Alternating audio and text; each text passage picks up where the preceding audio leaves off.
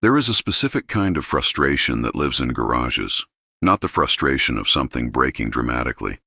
A snapped belt, a burned motor, a cracked housing. Those failures are clean. You know what happened. You deal with it. This frustration is quieter. It's the drill that used to power through 2 sheets of plywood before needing a charge and now struggles to finish one. The circular saw that used to hold a charge through an entire Saturday project and now quits before lunch. The impact driver that sat in the drawer all winter and came out in March showing 2 battery bars, then died 12 minutes into a job. You didn't drop it. You didn't abuse it. You stored it in the garage like you always have. And somehow the tool that cost you $180 2 years ago now feels like it's running on borrowed time. Most people who reach that point start looking at replacements. A quick search online, a trip to the home improvement store, maybe an upgrade to a newer platform with better specs. What almost no one does is ask a more useful question.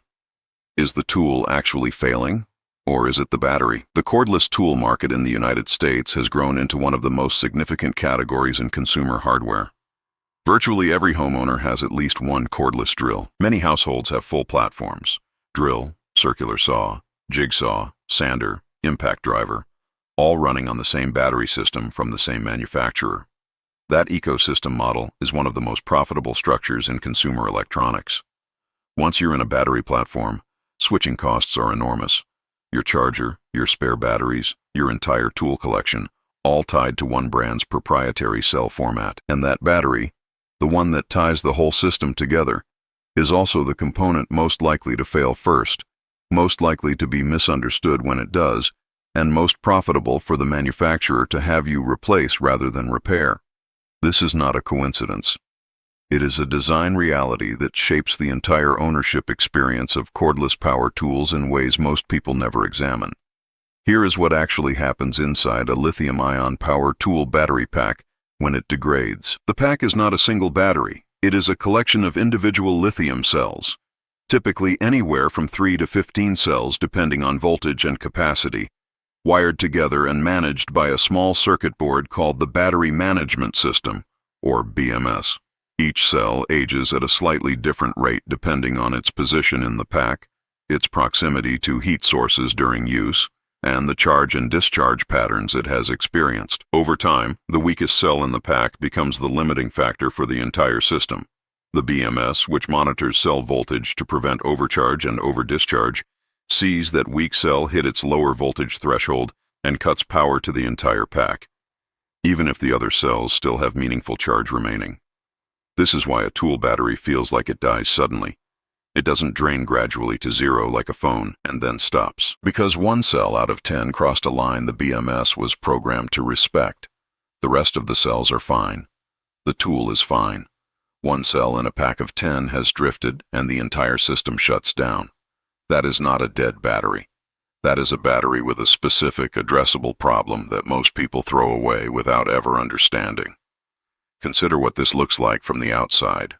Kevin is a general contractor in the Southeast who has been running the same cordless platform for 6 years. He owns 4 battery packs, 2 high capacity and 2 standard, and cycles through them constantly on job sites. After about 3 years, one of the high capacity packs started dying mid-task.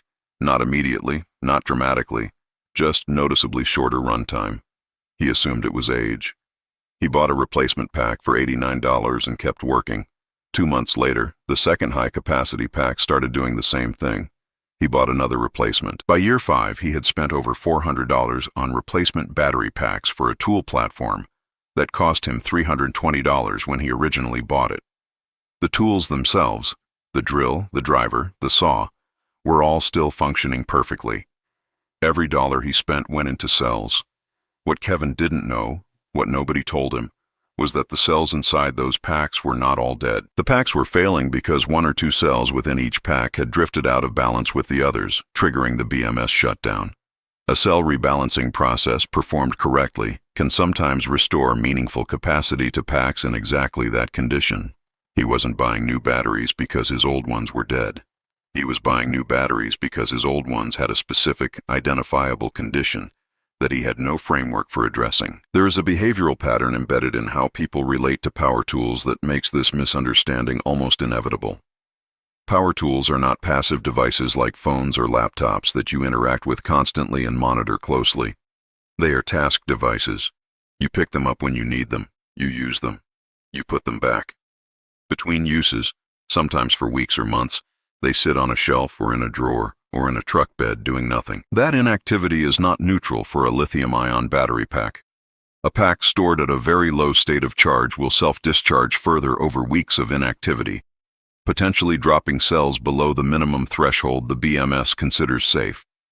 A pack stored fully charged generates its own kind of stress.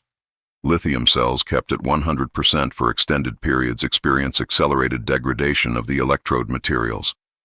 The garage environment adds another layer. Temperature extremes, hot summers, cold winters, accelerate the chemical degradation inside the cells in ways that are invisible until the pack is asked to perform. The combination of infrequent use, improper storage charge levels, and temperature exposure creates a degradation pattern that is deeply predictable and almost universally unaddressed across American garages. The financial dimension of this becomes significant quickly when you map it across a typical household. A mid-range cordless drill with 2 batteries costs between $150 and $250. A full cordless platform, drill, circular saw, impact driver, 2 batteries, charger, runs $350 to $600. Replacement battery packs for most major platforms cost $60 to $120 each. The average homeowner who owns a cordless platform replaces at least 1 battery pack every 2 to 3 years. Over a 10-year period, that's 3 to 5 replacement packs, somewhere between $180 and $600 in batteries alone for a tool platform that may still be running on its original motors and housings. Across a household that owns multiple tool platforms, which is common among people who do significant home projects, the cumulative battery replacement cost over a decade can approach or exceed the original cost of the tools themselves. And that number doesn't account for the tools that get replaced entirely because the owner associates the battery's failure with the platform itself. Countless functional drills and saws end up in donation bins or trash piles, not because the tool failed, but because the owner decided the platform was aging out. A conclusion driven entirely by battery behavior that was never properly diagnosed. There is a particular moment that most people who own cordless tools have experienced but rarely discuss. You are partway through a project, something that needs to get done today.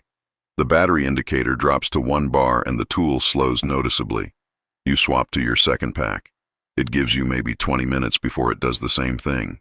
You're stuck, not because the job is too hard, not because the tool isn't capable, but because you don't have enough charge to finish. That moment generates a specific kind of frustration that tends to produce impulsive decisions. You go online that evening and start looking at new battery packs or a new toolkit or a different platform entirely.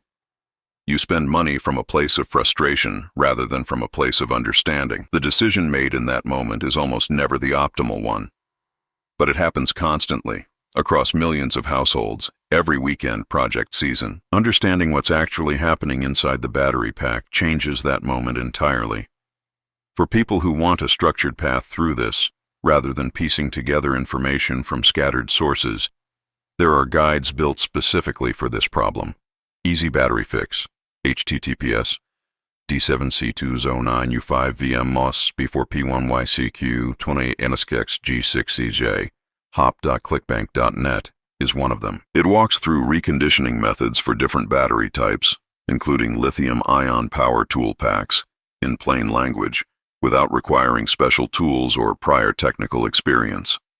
Some people work through it systematically when a pack starts showing signs of degradation. Others keep it as a reference for when a specific situation comes up. Either way, having that knowledge consolidated in one place changes how you respond the next time a battery pack dies mid-project. Because you know the difference between a pack that's done and a pack that has a specific condition worth addressing before you spend another $90 on a replacement. There is also a category of tool battery behavior that almost no one talks about. The pack that won't charge at all. You put it on the charger light blinks in a pattern you haven't seen before. Or the charger simply does nothing. The pack feels like it's completely dead. Most people at this point assume the pack has failed and begin looking for a replacement. What has often happened is that the pack has dropped into what's called deep discharge. a state where one or more cells have fallen below the minimum voltage the charger is programmed to recognize as a valid lithium pack. The charger, as a safety measure, refuses to charge what it interprets as a potentially compromised cell. This is a protection feature, not a failure. The cells are not necessarily destroyed, but the pack is in a state that requires a specific intervention, a careful, low-current trickle that brings the depleted cells back above the threshold the charger needs to see before it resumes normal charging. Many packs in this condition get thrown away. Some of them have years of useful life remaining. There is something worth saying about the kind of homeowner who takes the time to understand this. It is not about being mechanical. It is not about having a workshop full of specialized equipment or a background in electronics. The people who benefit most from understanding battery behavior in their tools are ordinary homeowners.